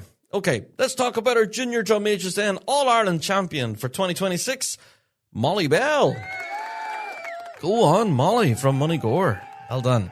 In second place was Harry Couples from Sirland District. Go on, Harry. Yes. In third place was Holly Gracie from the Irvine Memorial. Well done, Holly. And in fourth place was Willow Rose Elliott. And in fifth place was Hannah Campbell. And that was your junior drum majors there. Well done, folks. All right, moving on to our juveniles then. In first place, an All-Ireland champion for 2026, Carries Graham from Down Pipes and Drums. Whoa! Go on, Carries. Now, I'm giving the crowd a chance to cheer there, Carries, because I don't believe your announcer did. Yeah, because as soon as he read your name out, he was straight on to the second place finisher. Second, Georgia Turkington, Matt Boyd Memorial. So, yeah, it was so quick fire that people on the live stream didn't hear it. You know, man, anyway, I'll stop complaining. Move on. So well done, Georgia, in second place there from the Matt Boyd. In third place was Debbie Gilmer from the Altnavea Memorial. Well done, Debbie. In fourth place was Grace Surfless. And in fifth place was Sadie Jackson. There you are. That's your juvenile drum majors. Now, let's talk about our adult drum majors, because there seemed to have been a little bit of a whoopsie-woo. Whoopsie-woo! Yeah, our adult drum majors were read out in the park, right, in a certain order. However, it was very quickly discovered that the fellow on the microphone who read them out like a shopping list, unfortunately read them out in the wrong order. Whoopsie-woo! Yeah, so not sure entirely what happened or how it was rectified and fixed, but I can tell you what the actual results are from our adult drum majors according to the summary sheets that were handed out to our adult drum majors. I've seen a number of them. Now, yeah, looking at the website, actually, on the IPBA, at the point of me recording this, they have yet to publish the final results from our adults. Yeah, our adult drum majors, their heats results have been published, but not that of the final. Not sure what the deal is there, what's going on. But anyway, I'm going to tell you the results as I know them to be, not as they have been announced in the park. All right, let's get through it. 2026 All-Ireland Senior Drum Major Champion, Louis Anderson. Yeah! Go on, Louis, the legend. Well done, All-Ireland champion. And Yeah, whenever I seen Louis lift the trophy, he had such a huge sully smile on his face. It was brilliant. Well done, Louis. In second place was Catherine McKeown. Yes, well done, Catherine. Yes. And in third place was Louise Smighton. Go on, Louise. Now, Louise finished third in M&D preference because she actually scored the same amount of points as her fourth place finisher, Jamie Couples. Go on, Jamie. Yeah, and in fifth place was Cara Gilmer. Well done, Cara. There you are. So that was your adult or senior drum majors then, All-Ireland champions. So, yeah, as for the confusion in the park, what was read out was not reality. And then it was very quickly discovered when the summary sheets were being read. Hold on. They read you out in the wrong place. No, they read you out in the wrong place too. Uh-oh. Right, we need to swap trophies here. Right, who's that? Right, who's second? Who's third? Who's fourth? Who's first? Disaster. Right, it continues. Let's go on to our bands then, shall we? Starting with Grade 4B. Now, I was in the circle competing in Grade 4B this weekend, and can I say the standard in this grade is just madness. It is absolutely living up to its title of the Wild West. Oh, mercy me. Grade 4B was so enjoyable this weekend. If you haven't seen any of the performances, by the way, go back and have a listen to them. So many great bands in here. It's just a pleasure to be in the circle competing with everyone. So brilliant. Anyway, let's move on. Who won what and where? Well, you probably know by now. All-Ireland champions for 2026 in Grade 4B, Hollymount. Oh, go on, the Hollymount. Yes, now Hollymount lifted that top spot really convincingly. They actually lifted the piping as well. So 2 firsts in piping, first in ensemble. That was enough to bring them into that top spot there. So well done, Hollymount. Really strong performance too. If you haven't listened to it, go back. There is videos up there. You can go and check them out. Shout out to Hollymount. In second place, runner-up on the day, was Breedy Ulster Scots. Yes, well done, Breedy. Yeah, 2 seconds in piping, second in ensemble, however, a fourth in drumming. But that was enough to pull them into that second spot there. Well done, Brady.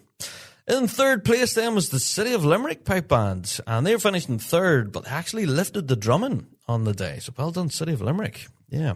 In fourth place was my own band, Tully Lagan. Hey! Go on, the Lagan. Yeah. Great to be on the prize list. Absolutely. And to get a shout out on the day. Yeah. We had a good run. We were happy. So that was a good result there. There you go.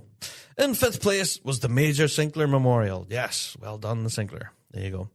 Very entertaining grade. And a band that I was actually quite excited to see, and I didn't get to see play on the day, but I have heard recordings, is the Irish Pipe Band, the Irish Pipers Band. I keep calling them the Irish Pipe Band. It's not that. The Irish Pipers Band of San Francisco. Yeah, they drew quite a crowd in the morning, and there were a bit of celebrities on the day. I seen a lot of people grabbing selfies with them and stuff. Yeah, they seemed to have a great time, and they were big fans of St. Lawrence. I'll say that. They shadowed them everywhere they went. It was great to see. You know, as St. Lawrence were warming up for each grade, like, you just seen the Irish Pipers, like, follow them everywhere. It was brilliant. So, yeah, hope they had a good time. You know, that grade 4B, is such a joy to play in, honestly, because it's so competitive. And we mean it when we say it, that any band on their day could roll in and lift that, because it absolutely is the Wild West. Yeah, honestly it is. And that's what makes it so much fun to play in. But yeah, well done to Hollymount. All-Ireland champions. So well deserved there. Fantastic. All right, let's move on to Grade 4A then. And a band that pretty much everyone had their eye on for the day, lifted it overall. All-Ireland champion for 2026, Carrigaline. Yes, Carrigaline had an absolute blinder of a day. Yeah, they had 1 first in piping, 2nd in piping, then first drumming, first ensemble. I nearly swept the boards there. They actually split the piping with their 3rd place finisher. Chat about that in a second. But Carrigaline, honestly, absolutely fantastic. Such clean playing, and I can see why they won the ensemble. Such a good run. Now, whenever I was standing live streaming the results, I foolishly was standing right beside Carrigaline, and I should have known. that as soon as they won that prize, they lost their minds and went daft. And that's all over the live stream. They went absolutely boogaloo, and it was all over the live stream of the results. So if you do want to go and have a laugh at that and watch Carrigaline celebrating because they were right next to me, go and check that out. Shout out to the Carrigaline boys. That was absolutely brilliant. So as you heard there, they also lifted the drumming title on the day. So well done to Carrigaline.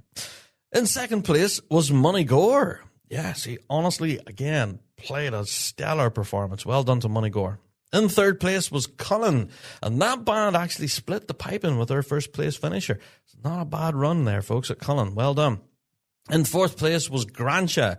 Yeah, shout out to Grantia, real stellar run. And in fifth place then was the Altneve Memorial. Go on, the Altneve, yeah. And in sixth place was Ballybreast. Go Team Breast.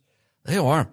A very competitive grade. Disappointing, however, there was two bands that did not play. They withdrew. So shout out to the Graham Memorial and Cottown. Did not play at the weekend in Grade 4A. That's disappointing. But yeah, congratulations to our All-Ireland champions in Grade 4A, Carrigaline. Such a stellar performance. Well done, folks.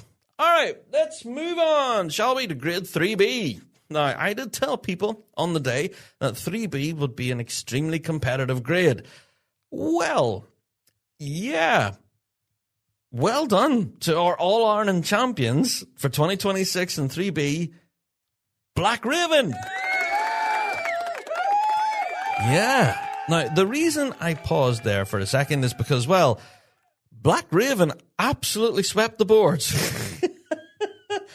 Here's me talking about 3B being competitive, and wow, Black Raven wons right across the board. First, the piping, drumming ensemble, they lifted the lot. Well done to Black Raven. However, Drumlock Pipe Band were hot on their heels. They also had twos right across the board. So just right behind them. So, yeah, never to be outgunned. Shout out to Drumlock there, our runner-up. In third place, then, was Down Pipes and Drums. Well done, Down. Yeah. And in fourth place was New Ross and District. Now, I was particularly impressed with New Ross and their tone, if anything. Go and have a listen, especially their drone sound. Ooh, thick is the word I want to use. Very enjoyable to listen to. Yeah. In fifth place was Ballybowly, and in sixth place then was Upper Crossgar, and that was your 3B. So, yeah, congratulations to Black Raven. Honestly deserved champions. Swept the board, and then some. Jeepers, oh. Yeah, so lifted the pipes, the drums, M&D as well, just for good measure. Well done, the Black Raven. Not a bad weekend's work there. All right, let's move on. Grade 3A then. Winners on the day, and honestly, I'm going to say it. I think 3A was the most enjoyable grade on the day. All right, I'm going to say it now. I think 3A was the most enjoyable. I'd fight anybody for that one. But yeah, winners and All-Ireland champions in Grade 3A for 2026, the Major Sinclair Memorial. Go on, the Sinclair! Yeah! Not a bad result, boy. And listening to the cheer that came up from Major Sinclair, I think they were more than a little bit happy about this one.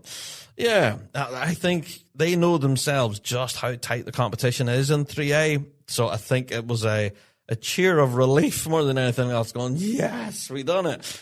Yeah.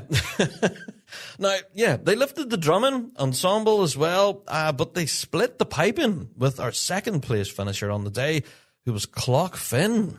Yes, now Clock Finn had a 2-1 in piping, splitting it with Major Sinclair. Also a second in ensemble, so not a bad weekend's work for Clock Finn. Yeah, brilliant stuff. In third place then was Kildogue, a band that I've been kind of singing the praises of for most of the season, particularly on their sound. I've mentioned it I don't know how many times now. And people actually on the weekend were saying to me, Rab, you're on the money about Kildogue's sound. I don't know where they're getting this from, but if you haven't heard Kildogue yet, go check out their sound. It's just something else. All right. In fourth place was the Matt Boyd Memorial. Yes. Now, Matt Boyd finished in fourth spot, but they had a runner-up in the drumming there. So, yeah, a second in drumming, third in ensemble. So a 4th place overall. There you go. And shout out to McNeilstown as well, finishing in 5th place. Yeah, again, this is such an ultra competitive grade. Yeah, just go and have a look at the summary sheets. If you don't believe me, some of the split decisions here, yeah, it's very clear that they did not make it easy for the judges. So well done, everyone there in 3A.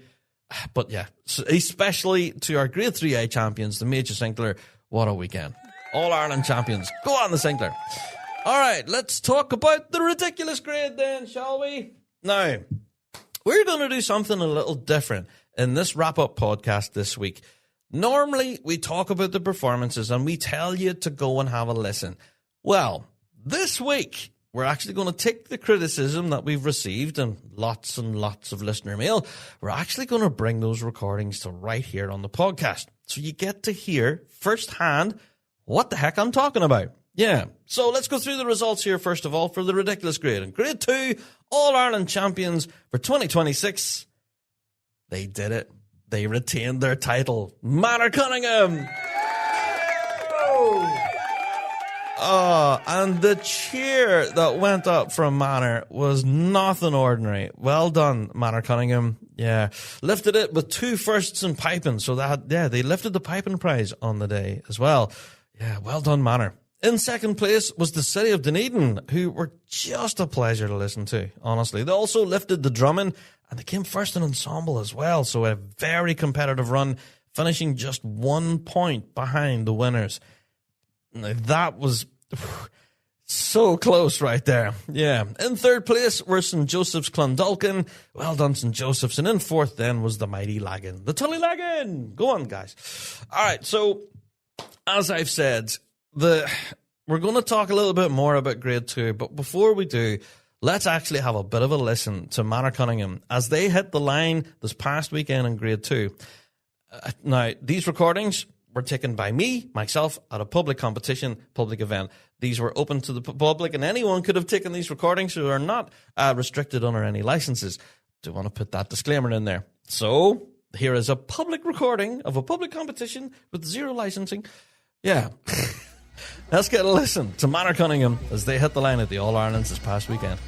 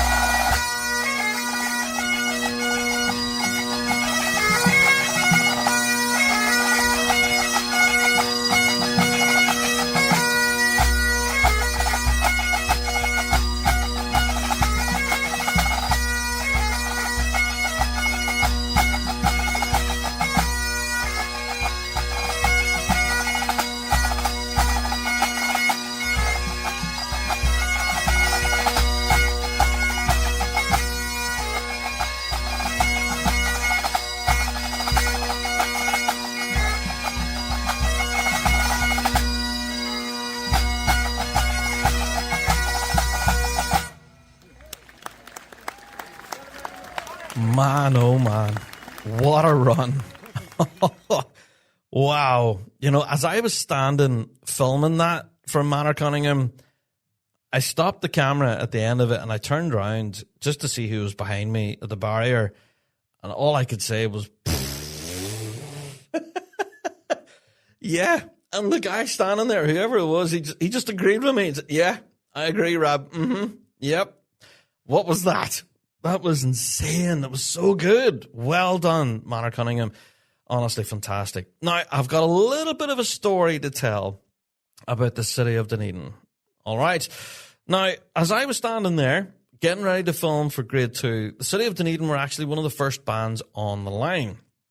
Now, city of Dunedin were ready to go at their call time, right? So they were standing there, ready to go. However, there were no judges. There was no judging panel available to judge them. So the director who was standing there at the arena going, you guys might be ready, but we're not. We don't have any judges for you.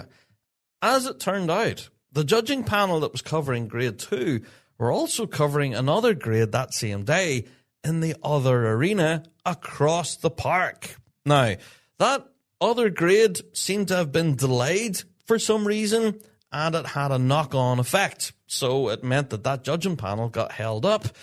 And as a result, yeah, City of Dunedin kind of had to stand there and basically just wait. Now, they had to wait a total of 20-plus minutes. Now, that's not great. Now, whether that's down to the organisation of the event itself, to the judging panel, whether it's because that other grade ran on, there was delays or something, yeah, just not great. The whole thing was knocked down the road quite considerably by 20 minutes. So that had a knock-on effect for every other band that played after Dunedin as well. So everyone was in that predicament. So City of Dunedin were ready, but then they had to nurse their sound for a good 20 minutes. And the more they nursed, played a little tune, set them down, sat for a minute, played a little tune, sat them down. That process of keeping your pipes going, hoping that they stay in tune as best as what they were whenever you were first ready, we all know that's an incredibly difficult task. So City of Dunedin, honestly, I do think achieved that task. They went in and absolutely thumped a good tune, but that was an added obstacle that they shouldn't have had to jump through, to be honest. So that was on the organisers, the judging panel, whoever is responsible for that scheduling got it a bit wrong, and as a result, bands were left standing on the line, waiting to play, but couldn't because judges basically weren't there. Now, full credit to the judging panel. I seen them coming, sprinting round the corner, putting their Glengarry on and hunting for their paperwork in their briefcases, going, right, I'm here. And they were doing all they could to be ready for the band because they know themselves what it's like, So, awful situation, just awful. And I really felt for the judges. I felt for the band. It was just a collection of errors that just was not great. But City of Dunedin, just a pleasure to listen to. Shout out to their drum corps, All-Ireland champions, deservedly so. They were fantastic. But well done to Manor Cunningham that you just heard there. What a weekend for the mighty Manor. All righty, let's get into the top flight then. Grade 1. All right, now you've probably already seen the results by now, of course. Yeah, St. Lawrence O'Toole are All-Ireland champions. Yes, and that's just overall. And in second place overall, Field Marshal Montgomery. And in third were Ravara. Yes. Now, what I'm going to do for all of you armchair judges out there, I'm going to play performances by each one of these bands. All right? Yeah, there's going to be a bit of music in this week's topic. Winners of the MSR were St. Lawrence O'Toole. They split the piping with Field Marshal. However, the drumming and ensemble pulled them into that top spot. Field Marshal Montgomery in second in MSR, Ravara in third. Same with the medley. Let's have a look at it. St. Lawrence O'Toole lifted the medley competition, again, splitting the piping with the Field Marshal. However, again, it was the drumming and ensemble that pulled them into the top spot for the medley. Yeah. Field Marshal in second, Ravara in third. There you go. So, right, what I'm going to do at this point, I'm going to play them in reverse order, okay? the medley selections from our Grade 1 big guns, and I'm going to let you folks out there be your own armchair judge. I have some thoughts on all three of these performances, and yeah, I'm going to let you have a listen to them first of all, okay? Then we're going to compare notes at the very end. Honestly, I think this competition at the All-Irelands in Grade 1 was just fantastic, okay? But it was over too soon. Just 3 bands. Would have been epic if we had another 2 or 3 in there. Wouldn't that have been amazing? Anyway, let's have a listen, shall we? First of all, to Ravara, as they stand on the line, getting ready for their medley selection past weekend at the All-Irelands.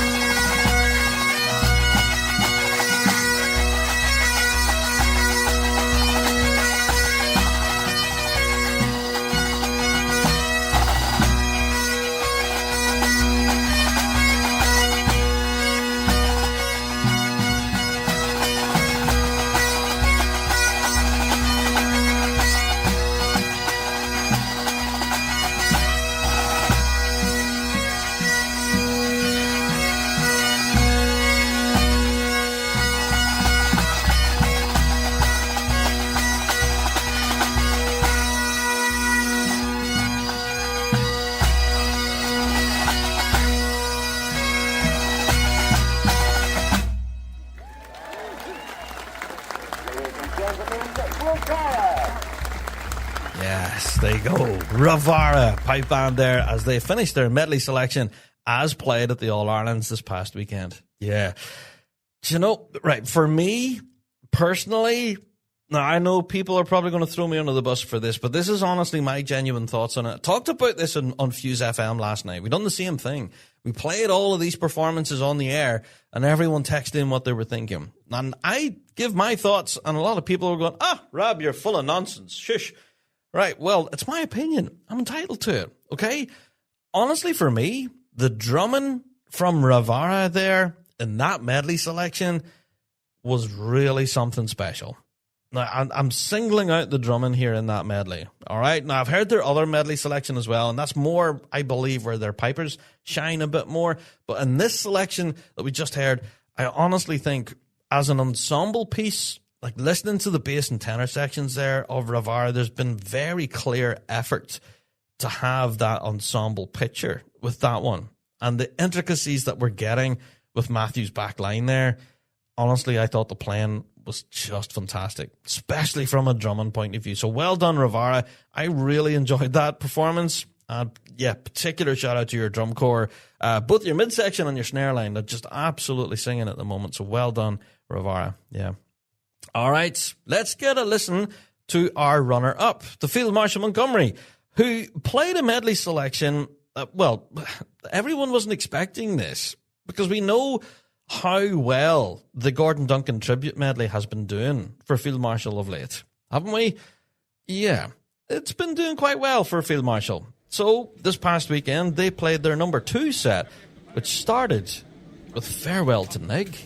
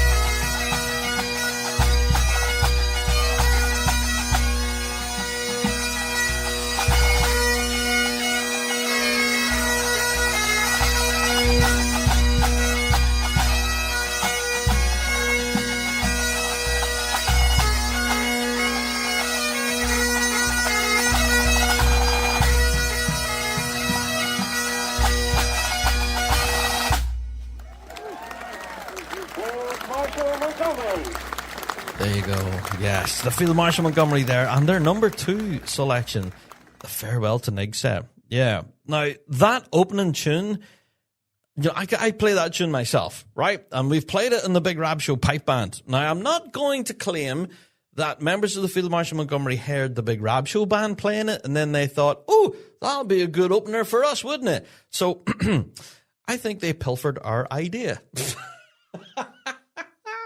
Yeah, for those of you that seen Rab Show live at Piping Live last year, yeah, we played Farewell to Nig and Dream Valley, I think. We played both those tunes. So, and now here we are, Field Marshal and Inverary playing both of those tunes in the ring. Anyway, is that the Big Rab Show pipe band's fault? Quite possibly. I'm joking, of course. But yeah, that's such an interesting introduction.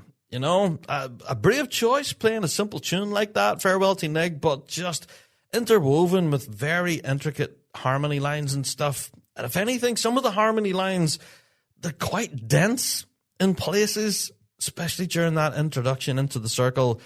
And perhaps it does take a listen or two to kind of get a handle on it. I'll admit, whenever I first heard that introduction coming towards me, I was kind of overwhelmed with it all. I was like, wow, this is so much information to take in at once. I know the tune, but what's all this counter medley stuff that's going underneath it? It was really something else. Very complex, very complicated, but really enjoyable. The slow air there, of course, and Christ Alone, big harmonies, big tone. That's what Field Marshal are known for, that big FM sound. Yeah, absolutely carried it through there in that slow air. And then, of course, finishing there with the Muckin' O'Jardy's Bar. That's a well-known tune that everyone pretty much knows, and it was a bit of a celebratory moment towards the end of the set. Just a great selection there from FM. I'm here for it. I love it. Is it as good as their Gordon Duncan tribute set? That's arguable. I don't know. I would like to know your opinion on that. I'm still kind of on the fence. I don't know. I know I've said I don't know twice, but I think I think both sets have their plus points and minus points for me for Field Marshal. But anyway, I'll keep that under my hat. Okay? I'll keep it under my hat for now. Let's move on to our All-Ireland champions. Now, St. Lawrence O'Toole, when they stepped up to the line for this selection, to say that there was an atmosphere of anticipation would be an understatement. The crowd that followed Field Marshal was something else. But the amount of people, I would say the entire park, made its way over to the Grade 1 Arena when St. Lawrence O'Toole took to the line for their medley. You'll hear it yourself. Whenever Alan is counting in the introductions here, you could hear an absolute pin drop. Now, this is a big major championship, you know, with thousands of people at it. And you can hear a dog barking in the distance somewhere in some housing estate. It's so eerily quiet. Everyone was listening. So let's get a listen ourselves, shall we? Yeah. Here's our All-Ireland champions, St. Lawrence O'Toole.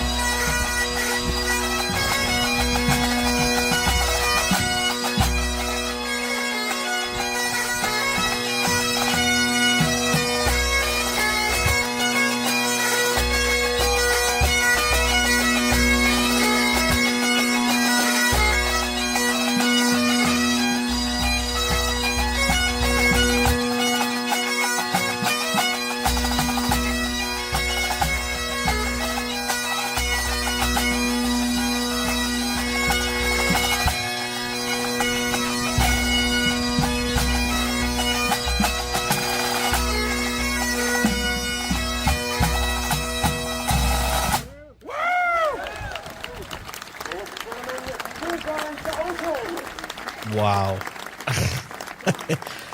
Come on. Like, seriously?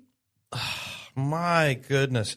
Now, I have to say, that was one of those kind of outer body experiences, standing there filming that right in front of me. St. Lawrence O'Toole absolutely melted my face. All right, yeah, I'll admit it. It was something special to be there and hear that in person. That was, of course, their Charlie Lennon's medley that they've been playing now for a while. But come on, that finisher, the Golden Chanter, I think again another tune that everyone's pretty familiar with now. They've heard St. Lawrence play it for a while, but what a set, man! And then, of course, that Slow Air, The Rose. I defy anyone not to sing along to that. Some say love. Yeah. I can't remember who sings that. Was it Bette Midler or something? Anyway, but yeah, that medley selection from St. Lawrence, honestly, the atmosphere on the day, I'm going to say it and I'm going to draw criticism for this, but honestly, the fire and the passion that St. Lawrence had for that, they really seemed to give it their all in that one. And that came across in the music, that there seemed to be a genuine, like a push or there was something guttural about it from St. Lawrence. And it really rang true on the day. The music was just fantastic. The drum corps there, Stephen Crichton and the guys, come on. What you fellas are doing there. Guys and girls, I should say. What that drum corps is doing is just another level. I don't know. Where does it go from there? Can you get better? I don't know. But I hope you enjoyed what you managed to hear there. That was your grade 1 selections of medleys. Would you have had St. Lawrence out on top? Would you have had Field Marshal on top? Or possibly Rivara? Honestly, I think all 3 of those grade 1 big guns did not make it easy for the judges. They definitely went in that circle and gave them something to think about. And that's exactly what this competition was about. Yeah. So, honestly, to all 3 of those grade 1 big guns, well done. Congratulations on a weekend of very high pressure. Pretty strange conditions. It was kind of overcast all day, but it was warm, though. Yeah, quite clammy, I think. But, yeah, such a stellar day of competition in that grade 1 circle. Just a pleasure to listen to and to film all of that. Thank you. And to anyone who did lift silverware at the weekend, well done. And to anyone who didn't, hi, there's always next year. Yeah, so that's it for our All-Ireland Championship wrap-up. Very enjoyable podcast to put together. And, yeah, it wasn't a complete on-the-ground report. We haven't done one of those at all this season yet. So we'll maybe have to rectify that before the end of the year. But, yes, there you go. That's what it was like to be there at the All-Irelands. Would love to know your thoughts, of course, on all things All-Ireland Championships. You can email them into us. bigrabshow@gmail.com. What are your opinions as an armchair judge listening to those 3 performances? Yeah, what do you think? Now, do keep in mind that our judges that were standing there in that circle judging that did not have the the luxury of being able to hit pause or rewind or anything like that, where you just did. So try and give your judgments on one listen through and one listen through only. And yeah, I would like to know where your notes sort of compare. Anyway, there you go. That's my thoughts on all things All-Ireland. Folks, thank you all for downloading this week and each and every week. And yes, next week we'll have another interesting topic of the week to bring you with even more bagpipe and shenanigans. And yes, I'm very aware that we are getting very close to episode 500. That's 495 in the can right now. And it's kind of scary looking at that number creeping up towards 500. Yikes. But yeah, if you do have anything you would like to chat about, talk about, or even get, a shout out or anything on our 500th episode, then do email us in bigrabshow@gmail.com. All right, folks, I am out the door. Thank you all for downloading this week. Well done to all of our All-Ireland champions. We will see you all on next week's podcast as we have even more to get into. Until then, we'll see you all next week. All the best.